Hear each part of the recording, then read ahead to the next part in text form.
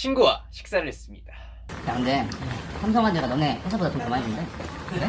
초봉이 얼만데?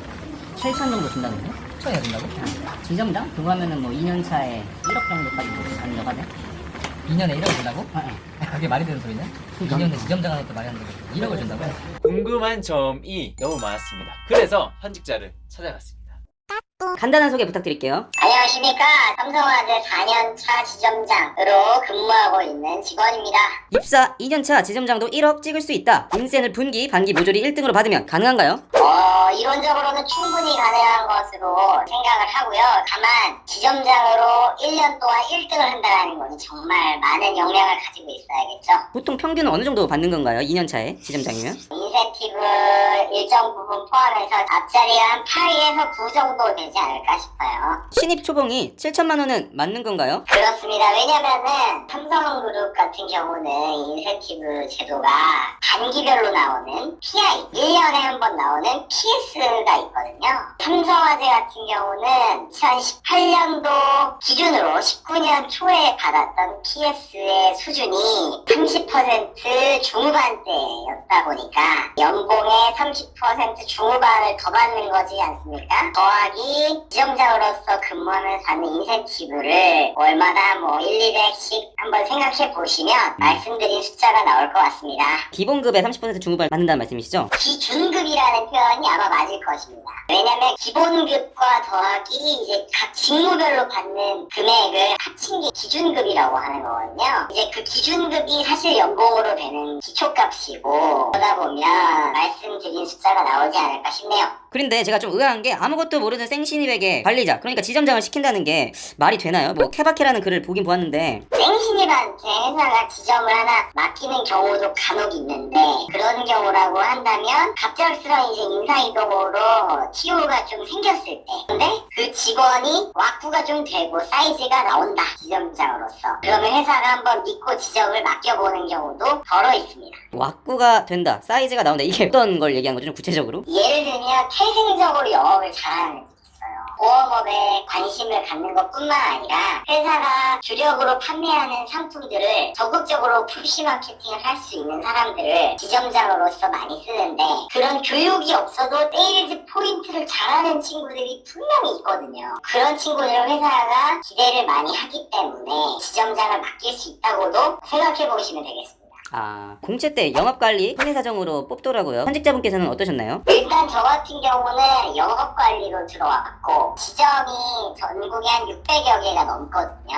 그러면 큰 지점이 한 100여 개 정도 된다고 보시면 되는데 거기에 이제 소장으로 제가 한 1년 정도 있었다가 그러다가 육성소장이라고 해서 도입이 되는 신인 알신님들을 육성하는 지점들이 있어요. 거기에서 육성소장으로 한 1년 정도 근무하다가 이제 횟수로 3년차 때 저는 지점장 교육을 갔다가 그리고 나서 바로 지점장으로 가게 된 케이스입니다.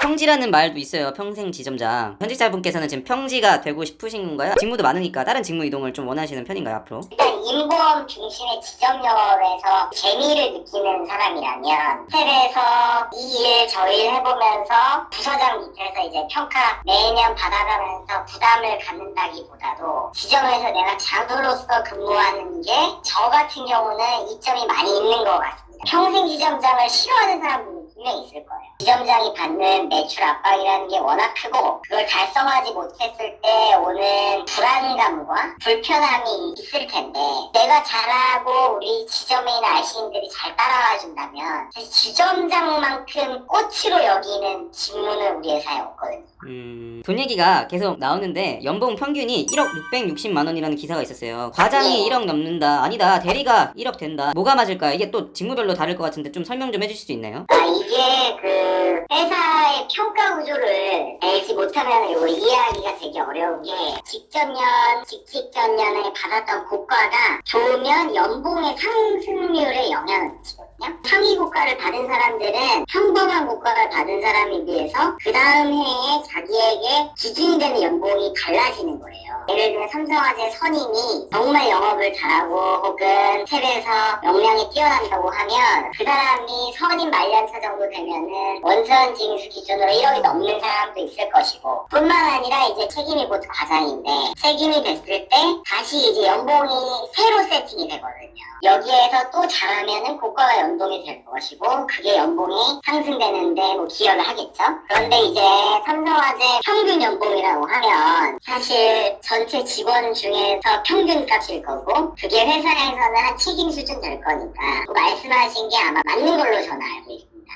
삼성화재라서 천만 다해. 그리고 이제 야근 관련 질문인데 서초 본사 기준에는 항상 불이 켜져 있다, 야근이 많다고 하던데 지점장은 또 어떤 편인가요? 지점장 같은 경우는 이제 아무래도 조직의 장이기 때문에 지점에 속해 있는 신임들을 관리해줘야 되는 역할이 있잖아요. 그러면 그분들과 사실 필요에 따라서 식사를 할 수도 있고 같이 차 한잔을 할 수도 있는데 이제 그거를 뭐 야근으로 보면 야근으로 보는 것이고 그냥 간단히 밥을 먹고 가는 거라고 보면 간단히 밥을 먹고 가는 거니까 RC님들이 다 퇴근하고 나서 보통 지점장이 퇴근을 하는 편인가요? 사실 지점장이 RC님들이 계신데 퇴근한다. 이거는 뭐 생각에 따라 다를 것 같고 뭐 약속이 있으면 지점장도 먼저 가는 것이지만 아무래도 뭐 조직의 장이다 보니까 남은 분들이 다 가실 때 같이 가지 않을까 싶고, 그리고 많이 안 남아 계세요. 분들도 이제 집에 가서 본인이 이제 생활해야 되니까 빨리빨리 퇴근하시는 것 같습니다. 그러면 이제 지점장으로서 가장 힘들었던 적이 언제세요? 지점장이 제일 힘들 때는 수십 명이 되는 구성원들이 화합이 내 맘대로 다 되지는 않을 거잖아요. 이 안에서 인간적인 갈등이 있을 수 있고 혹은 아무래도